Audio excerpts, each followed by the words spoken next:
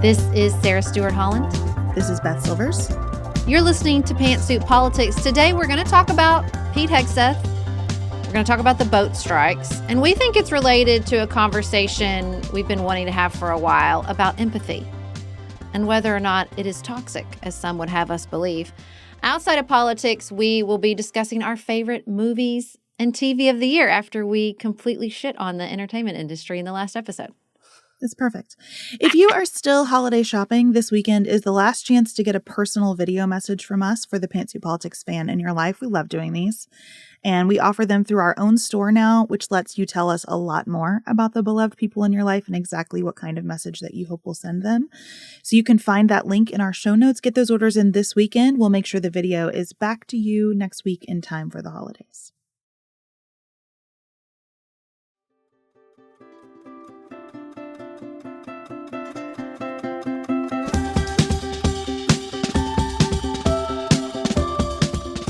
Back in September, one of the many strikes U.S. military have carried out against what they describe as narco-terrorist, a term I do not like, that I do not find accurate or legally relevant. But one of these strikes in September has come under a large amount of scrutiny because it is what is called a double tap strike. So they struck the vessel, survivors were spotted in the water, and they went back and killed the survivors, which is considered a war crime under the Geneva Convention and international law. This has led to a lot of congressional questioning. High-ranking members of the Intelligence Committee saw the film of this double strike. Pete Hegseth has declined to release the film publicly. Donald Trump has said, sure, I don't know what you're talking about. I don't know. Comforting from the commander-in-chief? Correct. He does a lot of I don't know, which I don't know why he's allowed to get away with that. But so they've kind of gone back and forth on whether the American public can see this video. But this has brought a large amount of attention to these strikes in the Caribbean generally, which we have been concerned about for months. We here at Pantsuit Politics, the fact that over 80 people have been killed extrajudicially. They're not receiving any sort of trial charges. They're just, we say they're bad, so we're going to kill them, seems to be the position of the Trump administration. This has gotten a lot of media attention. I'm not sure it's bubbling up into the general American population because this is a tough time of year, for one thing. And I think it's complicated. These sort of strikes have existed as an option within our military for a while. President Obama came under a lot of criticism for his use of drones and strikes like this. But I think it is the meeting of so many different issues, which is criticism of Pete Hegseth and his overall approach to this job, criticism of the Trump administration and its approach to the military, including the continued expansion of these extrajudicial killings, and an overall understanding of, or debate of what our role is and what our military's role is around the globe. I parked a little bit when you said, I don't know why he's allowed to get away with it, because I feel like that's the defining question of 2025. And I think the defining question of 2026 is who's going to stop him. You know, I have no expectation whatsoever that the Supreme Court is going to get involved on this topic. We can talk about what is extrajudicial, what is illegal, what is unconstitutional, what is a war crime. I don't think the Supreme Court is going to answer those questions for us. I think the Supreme Court is going to say, these are questions for the commander-in-chief, and the commander-in-chief will answer them as the commander-in-chief answers them.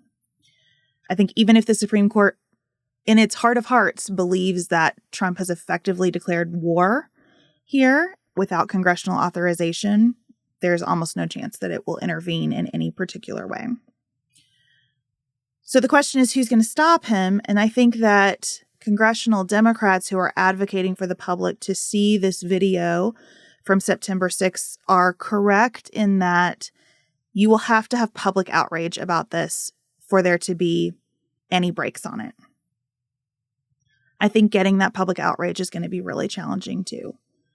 Not just because of the time of year. I've realized that I've lived in an echo chamber on this because I've been thinking professionally and as a student about due process for 20 years, pretty much every day. So I've really been seeking out voices of people, not like pundits, but people on these strikes to see what I'm missing. And the most compelling thing that I hear is I am so angry that I lost my mother, brother, uncle, child to drugs, that I just can't muster sympathy for anyone involved in the process that gets those drugs here. And it doesn't matter what the drug is, if it's fentanyl versus cocaine, it doesn't, the details of that don't matter, right? It's there are evil people selling poison in our country, creating enormous grief and pain that is so present. And look, I feel it too. The saddest funerals I've ever been to have been for very young people, very, very young men who overdosed. It's horrific. If there were something that could bring peace and justice for those families, I would be for it. And I understand thinking, you're visiting your child's grave and there's someone who lives like a king in a foreign country who's created tens of thousands of deaths like this and just sees it as the cost of doing business. Like that's awful. So I kind of want to challenge myself to meet people in that field of that field past right and wrong, whatever the saying is, to understand that. Look, my brother died a terrible death of alcohol addiction. Who should I demand be publicly executed without a trial? What is this? What is this? I don't know. It doesn't bring a single person back. I don't think this sort of mob justice serves anyone. It's not like they're executing the kingpins. These are poor people running the drugs. You know who runs the most drugs between the Mexico and American border? Americans. They go and exploit people in debt and they get them to run the drugs across the border. I'm so disturbed by people's shrugging about this. The presence of grief or exploitation or oppression does not justify mob justice. 100% it's just so frustrating to me that people can't see. There's a lot of people that die horrible deaths because of greed or, any number of societal ills. We don't demand public executions as a result.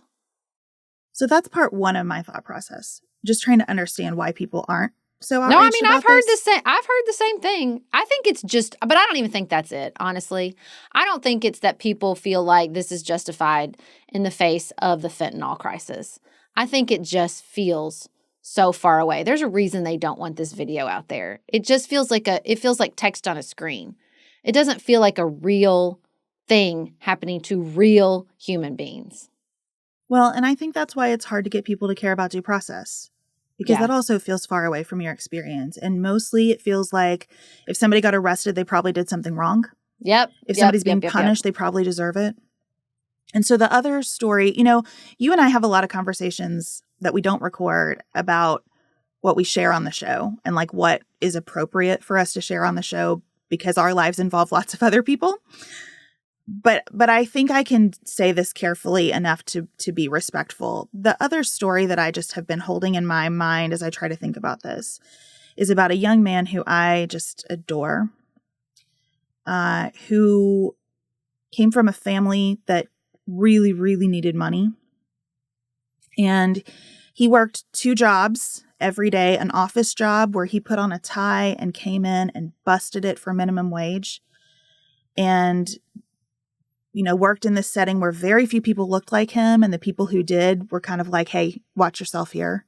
You're the help. You got to remember that you're the help. I mean, just really tough as he was trying to move forward in life. and then another job in a restaurant. And so he's exhausted all the time. And somebody offered him, I don't know, $500, $1,000 to put a box in his trunk and drive it to Illinois.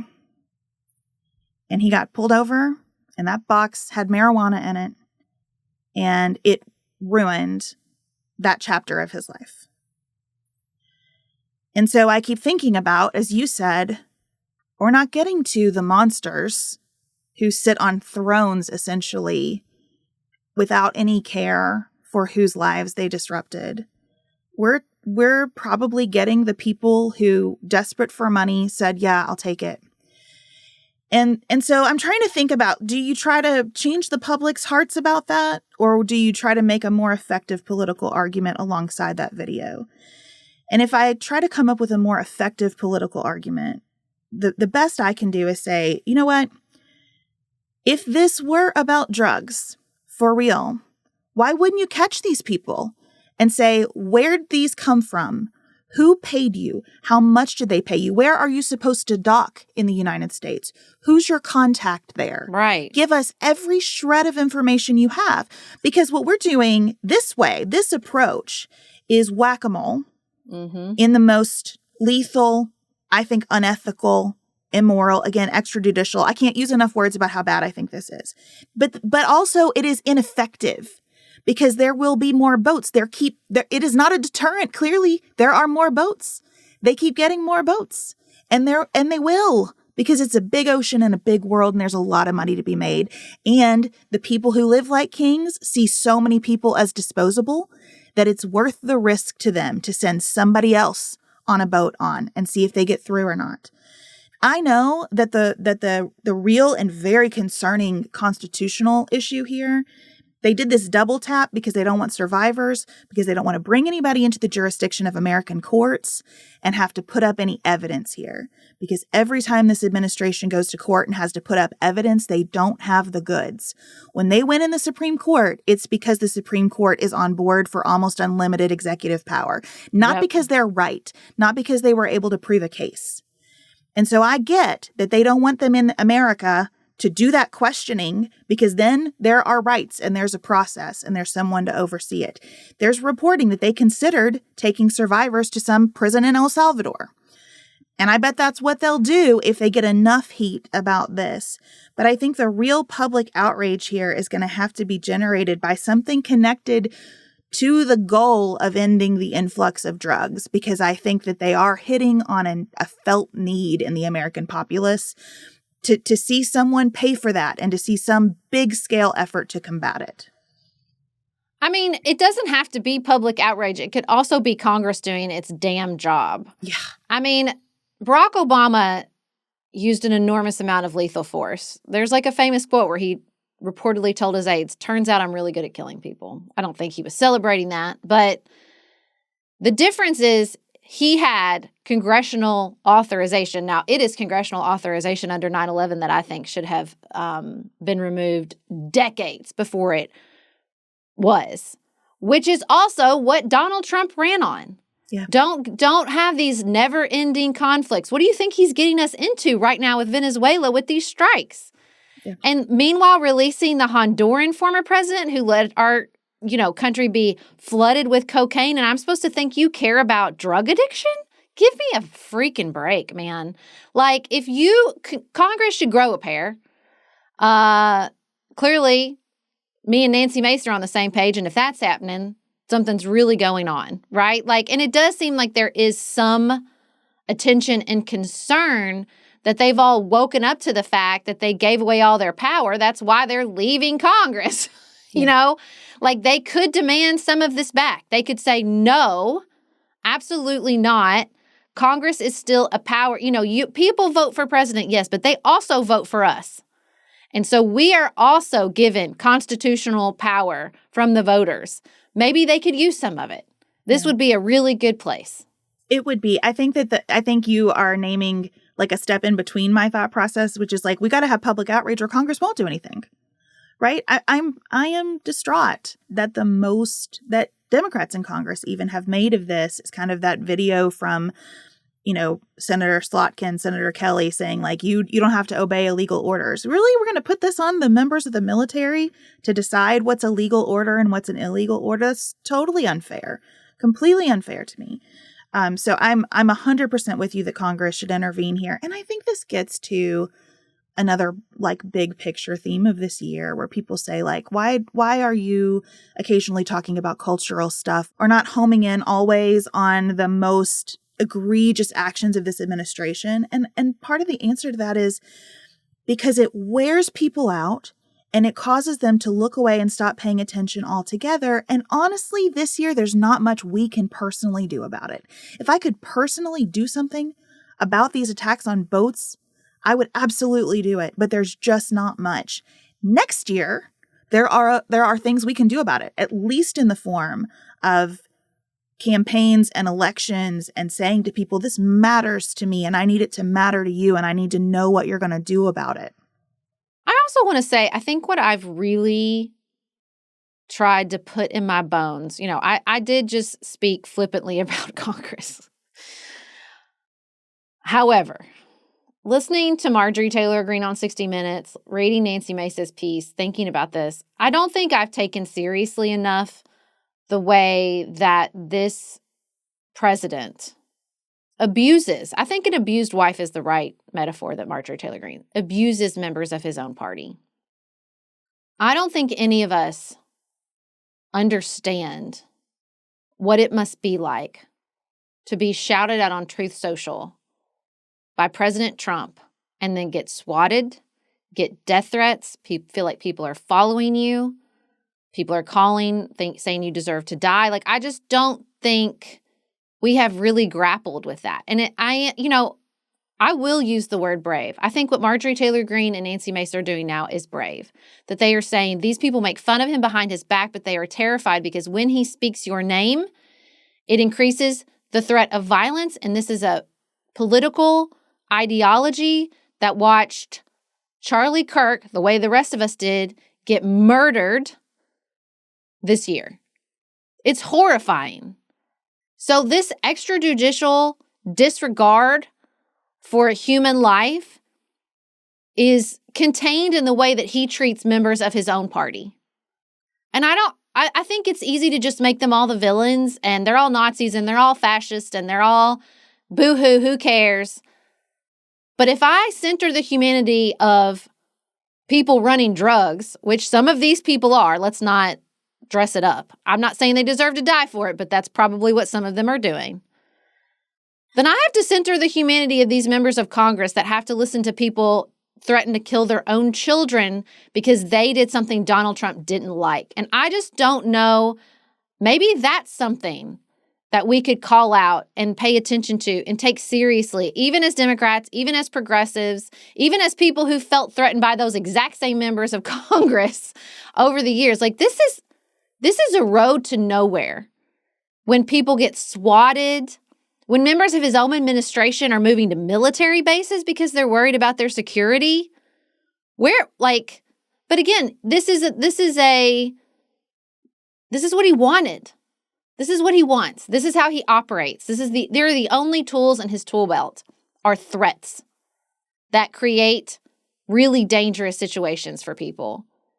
And so, yeah, I mean, he doesn't treat members of his own party with any basic dignity.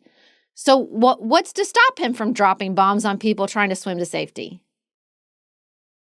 Yeah, and when that happens at the state level, like I look at Indiana and think, really, how much is one potential more congressional seat worth? Like, this is wild to me. He pardons Henry Cuellar, a Texas Democrat accused of corruption. Cuellar, writes him a letter about weaponized justice and, we're the same, you and me, right? And so he gets the pardon. Cuellar is very grateful. Cuellar is also running again for Congress next year as a Democrat because he is a Democrat. He's a conservative Democrat. He's a border Democrat. He's with this administration and willing to work with this administration on a number of things, but he is a Democrat. And the president is so angry about that. And when this tirade about how disloyal he is, because in his mind, I pardoned you. Now you're a Republican and your vote for Mike Johnson for speaker and you keep us in the majority and in control. And to do otherwise is unthinkable to the president. And that, to me, is so illustrative of how easy everything has been for him, how much power he has wielded over so many people in so many different sectors, not just Congress, but in industry, all over the place. I want this. I have this. You want it. Here's what I want. We trade. The end. And I think you're right. That's a road to nowhere, and it's a dangerous road to nowhere. I mean, you can see it this week with his first rally in a really long time about affordability, which he does not believe is a problem. And I said it the other day, and a lot of people misinterpreted. They say, oh, he doesn't realize prices are high. Prices are coming down very substantially. But they have a new word. You know, they always have a hoax. The new word is affordability.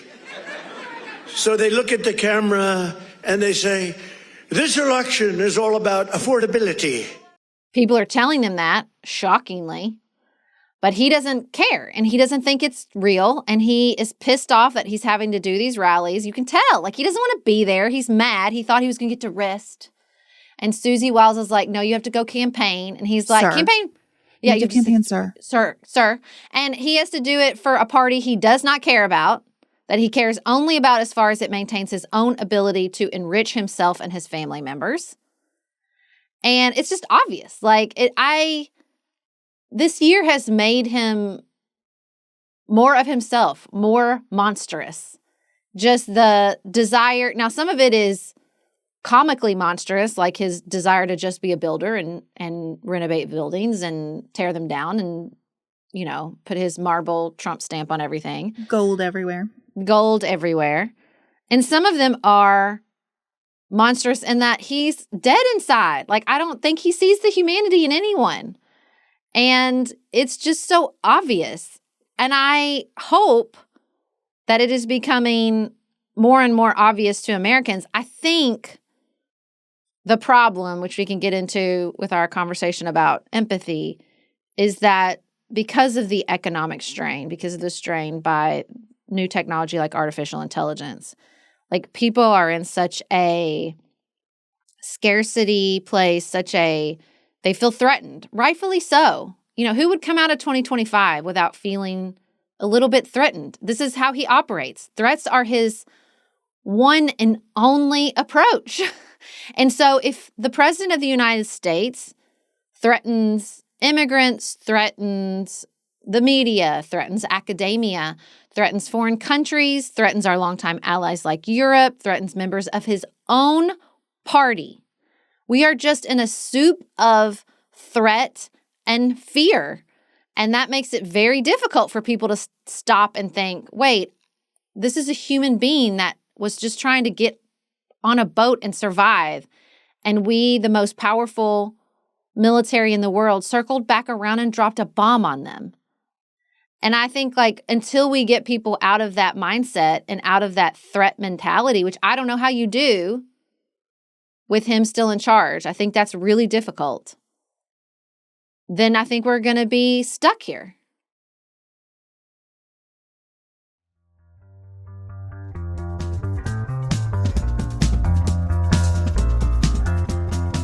Relevant to people's inability to empathize is an increasing conversation about empathy itself. Elon Musk recently told Joe Rogan, the fundamental weakness of Western civilization is empathy. The empathy exploit. They're exploiting a bug in Western civilization, which is the empathy response. So, and I think, you know, empathy is good, but you need to think it through and not just be programmed like a robot. Right. Understand when empathy has been actually used as a tool. Yes.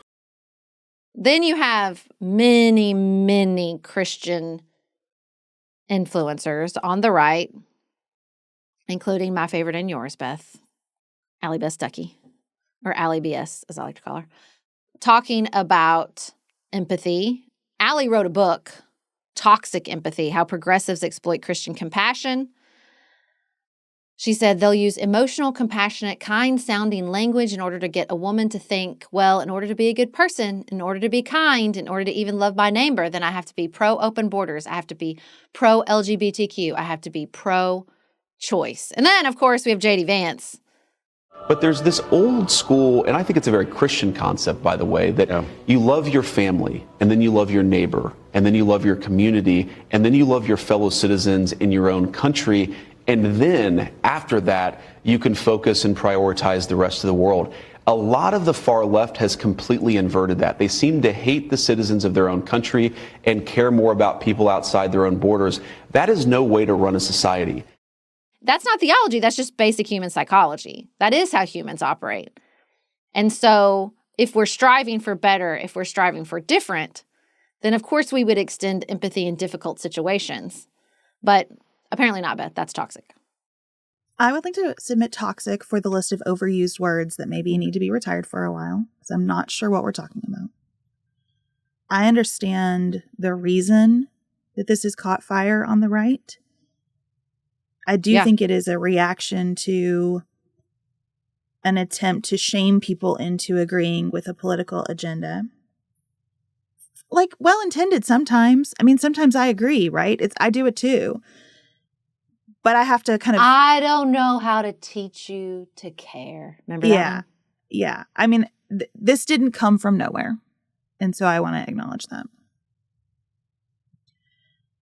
I think this is tough because there is a religious component, for sure. There is a component of what do I think we're doing here as human beings, and what does that require of me? And I think there is a political component. What aids me in making policy and what inhibits me. And that's what I would say about empathy, that it both aids and inhibits. There is a level of extending care for others that is needed, and I can't imagine another reason to go into public service. And there is a level where at some point you decide because you care, you know best for everyone. Or you pursue a bad idea because you think it will be helpful, and you aren't interested in whether it actually is helpful. So I think it is both additive and subtractive, and good politicians have to figure out the line between those things. I think there's a real gendered component. I think empathy and kindness is female-coded as a value. And I do think that it has become a sort of trump card, for lack of a better word. I said this in our conversation on our pilgrimage to Frankenstein, that just like the Victorians thought that their values were like sort of the end of the road. You know, we bust on them a lot, right? We're reading Frankenstein and we're like, oh, they thought that this was such an important value, and weren't they so silly at the time? If they just had adopted our values, and this was a primarily female space, of empathy and kindness and understanding the monster, that would have fixed it all. And I think I want to push on that a little bit, because I do think that there is an undercurrent in a lot of conversations around politics and culture that says, well, if everybody just was empathetic and kind, that would fix it. And it wouldn't. It wouldn't fix it. No single virtue fixes it. It is a interchange. It is a conversation around virtues, and be that Christian theology, be that Stoic philosophy, be that, you know, Islamic values or Judaism or the Enlightenment. Like, it doesn't matter. There has to be a balance. And I do think the balance has shifted to empathy in a way that if we're being empathetic, then we step in the person's shoes and we do what the person thinks is best. The oppressed person, the abused person, the victimized person, that is the only voice that matters. And empathy demands that we center them and meet their requests. That's the kind and empathetic thing to do. And if you have quibble with their argument, then that's not empathetic. Like, that's no-go. So you just have to do what they say and not have a debate within society. And I think that has led us to some really bad places. I think that is a lot of what happened. You know, I reported on the the Minnesota fraud case that's got the far right fully energized this week on the news brief. And I think that's a lot of what happened there. I think it was we're gonna center empathy and social equity, and we're just gonna get as much care and money into these oppressed communities as quickly as possible. And people exploited that. And they used this sort of like, well, if you question me, you're not being responsive to my oppressed community, in this case, the Somali American community, as a shield, as a sort of, don't question me. Empathy becomes this sort of like end of debate. And to that, I am sympathetic to the critique. It shuts down conversation when empathy should invite conversation. Right? But I think it became, I read a really good thing on Vox about sort of breaking down this empathy debate. And they talked about like empathy without action can be really toxic. It can be, I think it leads us to a place where we're spinning, where we're anxious, where we shut down debate, where we think that if we're empathetic, there's one answer. But in a complex society, particularly around policy, there always has to be debate. There has to be what you're talking about. There has to be data gathering. And the data can't just be people's experiences. There has to be measurable outcomes. There has to be something that we're looking to. And I think empathy and kindness just became this, like, if you put those on the table, then everything's shut down. And I do think there is some fair critique underneath this, but I also think there's just a lot of sexism, because I think empathy and kindness through this lens became female coded. And back to our old girls from the last section, Marjorie Taylor Greene and Nancy Mace, like there's a lot of racism, there's a lot of anti-immigrant sentiment, but there's a lot of misogyny right now on the far right and their critiques of culture and their critiques of policy and their critiques of DI initiatives. And I think all that is present as well. Well, and I think there is a lot of money on the line. The evangelical subculture spends a lot of money and is really organized. And so keeping that subculture rallied around your voice and your ideas and making sure that there is no pushback on those ideas that cuts to the bone of the thing is incentivized financially. So holding all that together, if I just try to describe what I think I've learned, and we've had so many conversations about this year, and that's necessary, right? You can't ever really understand the history that you've lived, and you definitely can't understand it in one tidy conversation. So if I try to just describe what I think has transpired in the past 5-6 years, I think that because of some horrifically obvious examples of injustice in our society, with George Floyd's killing being the most obvious, because of some horrific exposure of things that are present here, a lot of people who were already very good at empathy felt that they had to extend that capacity in themselves to the whole world for all time. And that, in the way that things are complicated for people goes, that flattened empathy.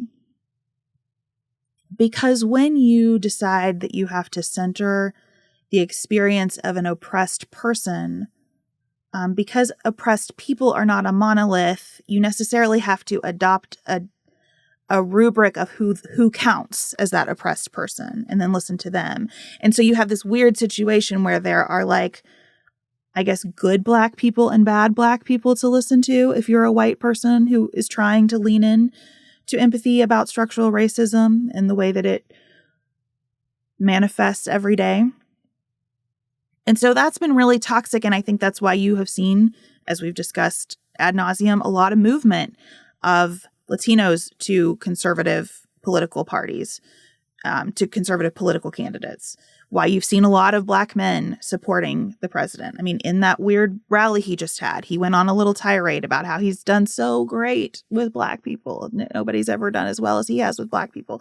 But that movement is real. And I think some of that is because the form of empathy that many of us felt called to channel over the past 5 or 6 years is a thin form of it and is an overwhelming form of it. And so it got real reductive.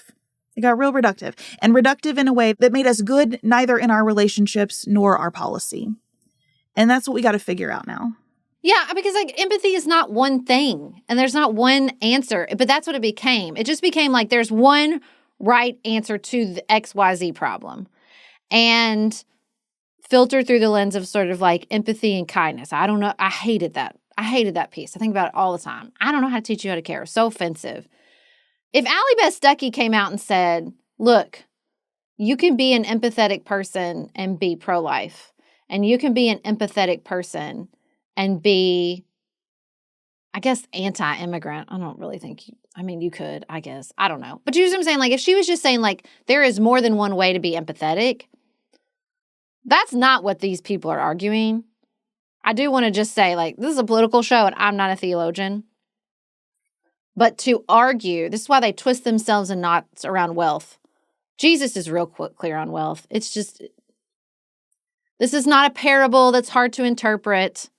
This is not an issue of the original Greek. Wealth is toxic for your soul. Full stop. Very clear. And Jesus is also incredibly consistent on the least of these. The people whose society looks down upon. The people whose society turns away. And even at that time, the immigrant was one of the top of the list. And so that's why they have to go after something that seems so obvious to everyone like empathy, because they have to tie themselves in knots to find a Christian path to support the cruelty of this administration and its approach to immigration. They have to find a way, they have to twist themselves in knots to continue to give fealty to a president that stands up and says, I know we're supposed to love our enemies, but I hate mine. I don't envy them their task to find a theological justification for the approach of this administration. It's tough times. Listen, you know what? It's a testament to Allie Beth Stuckey's intelligence that she can twist herself in knots trying to do this, man. Well, look, maybe what we're circling around is something like empathy without curiosity. I think that's been the strain that is pretty toxic in our politics. When you decide that it's one thing, all my questions are answered, I'm done, I've done it. I always default to this particular position because it sounds empathetic to me. Yeah, that's bad. That's not good. I think you can have real concerns about immigration and still be a very empathetic person. You know, I welcome immigrants to our nation. I think immigrants are the backbone of our country. I could wax poetic about that for a long time. I will spare you. You can imagine. And there are things about immigration under our current policies, under the Biden policies, that are extremely hard. And if I am being both empathetic and curious, I can see how they are hard in a 360-degree way. If people are coming across the border in a non-orderly fashion, they are subjected to a lot of violence. They are subjected to a lot of disease. They come to a country, to cities that are not equipped to help them, to greet them, to welcome them in any way. I've spent a lot of time talking to people about public school this year, having a huge influx of students who don't speak English, of families that are in precarious situations where there are tons of cultural differences about discipline and behavior and holidays, the most fundamental things. That's really hard. And it's not just hard on the white people in the community or the people who were in the community for decades and decades. It is also hard on the people coming into that community. If it's hard for everybody, almost always. And so I think you can be a very empathetic person and have concerns about all of that. To me, it becomes unempathetic if you are unwilling to change anything about your life to meet those challenges. Anything at all, right? There can be a limit. There can be a range in which change is welcome or possible or you're willing to. But if from either side, if you've reached a point where you're like, no further questions, I've got it, this is where I sit on an issue as hard as the movement of people around the globe, then you've lost the plot in one direction or another. Well, I mean, I think empathy, like you said, it became a conversation ender. And if you insisted on debate in the face of what someone described as the empathetic position, it's not just that you were unempathetic, it was that you were a bad person. Yeah. It's that you were a bad, heartless person if you disagreed with a position that someone justified based on empathy and kindness to a certain group of people. And that won't work. That won't work. I mean, that's not, I think the theology of Christ is clear. And while I think there are moments in the Bible where Christ is clear-eyed and what some might call harsh, I never see shaming. It is through the use of his own actions that he invites people in, not says, shame on you for not inviting them in. And I think the enforcement of empathy became the action instead of using empathy to find an action. It was just like, well, I'm enforcing this worldview and that's what I'm doing to make the world a better place for everyone, is just shaming everyone for not being empathetic in the ways that I'm empathetic. And I don't think that worked. And I am sympathetic to a critique of that. I just think their critique is it's just so obvious. Like, I just feel like it's not about moving the conversation forward. It's not about saying, like, what have we learned from this? It's just saying the way they did it was wrong. Instead of, now we are not inviting any debate. It's not like this critique is a debate. It's toxic. It's bad. It's ruining society. It's not like, what can we learn to advance our understanding of empathy so that it contributes to debate? Because I do think there was the female-coded critique of that's coming up over and over again, which I don't think is necessarily true, but I do think there was this emotion over, I don't want to say logic, but debate. Like, if I say this is hurtful, that should be it. That's it. We're not going to debate anymore. And sort of this elevation of sort of the emotional empathy over any sort of, like you said, curiosity or cognitive empathy or debate. And look, this conversation I'm willing to engage in good faith, open-heartedly with friends and family. Not Allie Beth Stuckey? Well, from the conservative influence sphere, this is an awfully thin defense of the way this administration has handled immigration. Yeah. If you want me to believe that policies that restrict immigration severely and that remove people from this country who are here illegally can be espoused by empathetic people, I'm with you. I think they can. I agree. If you want me to think that means they're handling this the right way, miss me with that. That there's any empathy in an administration that would have a strategy, an articulated strategy of building up a police force by recruiting people to come play in a real live video game where they harass and humiliate people indiscriminately and toss them out of this country as harshly as possible. No, I do not believe you can be an empathetic person and be on board with the way they're doing this. I believe you can be on board with the goal, but the means, absolutely not. We could have a massive removal operation in this country that upholds the dignity of the people being removed. It would be hard. It would suck. It would send some people back to situations that are terrible for them. I would not support it. But I believe you could do that ethically. This is unethical. That's why they're not inviting an actual curious debate about this value, because it's not present in this administration. So what they have to do is reject the value. Yeah. Because this virtue is not present in the Trump administration. And really, anyway, I guess unless you have been charged with corruption or convicted of corruption. And then there is an enormous amount of empathy. And I can see why that is a perspective that he can actually put himself in your shoes. And it's not funny, but it is funny. Jesus, I don't even know what to say about it. I mean, that seems enormously empathetic to people's experience. Did you see, though, why, just the emotional empathy of who you identify as persecuted and putting themselves in your shoe is really not exactly what we're trying to articulate as the goal. Yeah, I think it's humor in the way that sometimes humor is not haha, but super clear. Yeah. This is super clear. But just because they are incapable of having a curious, open-minded conversation about empathy doesn't mean we are. Yeah.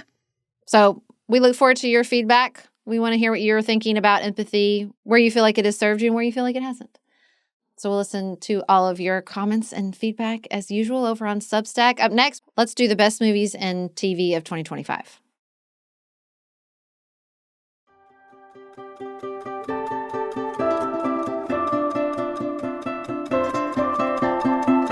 Beth, do you want to do movies or TV first? Let's do movies first. Okay. I saw some movies. I had to really think about it. I didn't see a ton of movies this year. You know, that one year I kept up with it, but I didn't keep up with this year. I've watched a couple recently because it's Oscar season, getting close. We just had the Golden Globe nominees. I did see Hamnet. I went out of my way to see it over Thanksgiving because I loved that book. And I was very excited for the film. And it was beautiful and heartbreaking.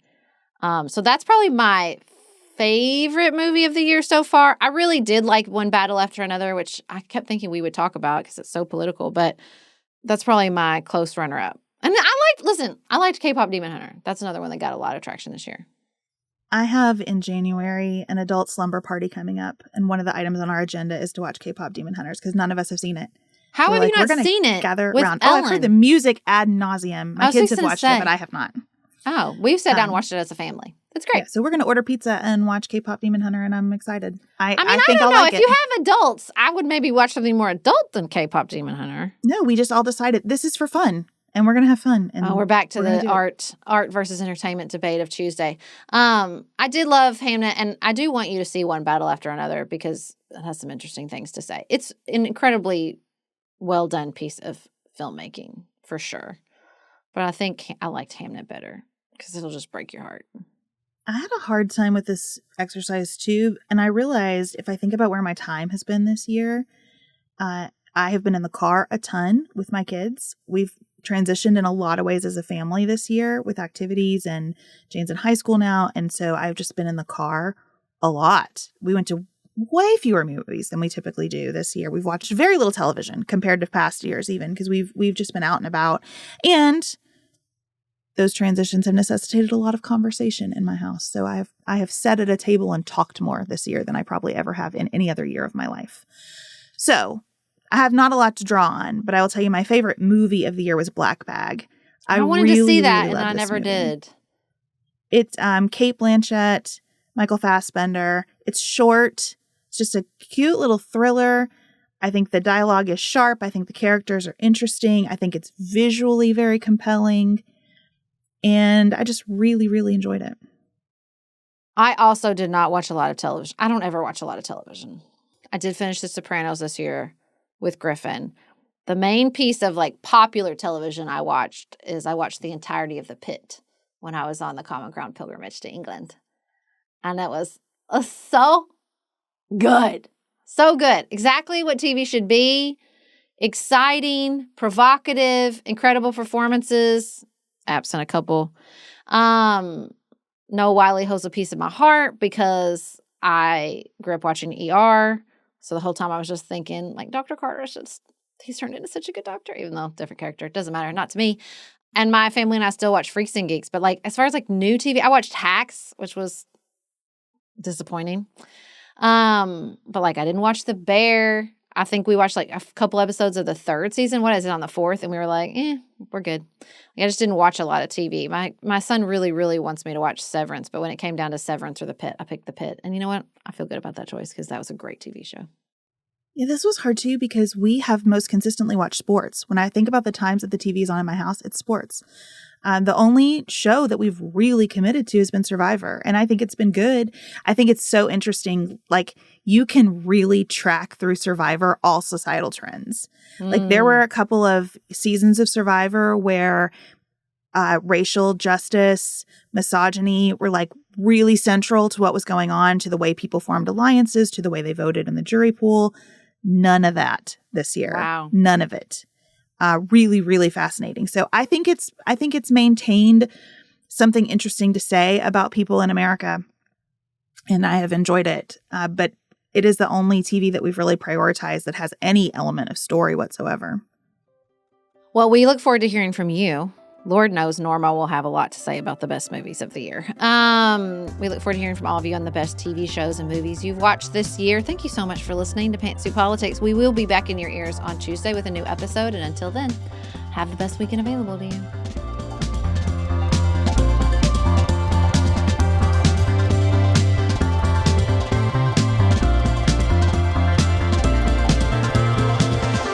Pantsuit Politics is produced by Studio D Podcast Production. Elise Knapp is our managing director. Maggie Penton is our director of community engagement. Xander Singh is the composer of our theme music with inspiration from original work by Dante Lima. Our show is listener supported. Special thanks to our executive producers: Stephanie Elms, Sasha Egolf, the Villanueva family, the Bookshelf on Church in Kilmarnock, Virginia, Lindsay Sauer, Laura Martin, Kristen Wendell, Christina Werner, Kimberly Ludwig, Julie Huff, Jill Biziano, Jessica Borrow, Jan Feltz, Jackie Franklin Earp, Heather Ericasey, the Charney family, Gabrielle McDonald and Wren, Ellen Burns, Connie Perchetti, Christian Campbell, Beth Loy, Ashley Terry, Anya Binsaka, Amy and Derek Starr Redwine, Carla Hegemeister, Emily Ho, Emily Grover Kopek, Christy Johnson, Sharice Winter, Ashley Kennedy, Mark and Rachel Redman, the Dixon family, Liz Kamenetz, Christy Matthews, Kaylee Adcock, Chelsea Garter, Ellen Scott and Karen Shoebottom, Jeff Davis, Kathleen Gallant, Michelle Wood,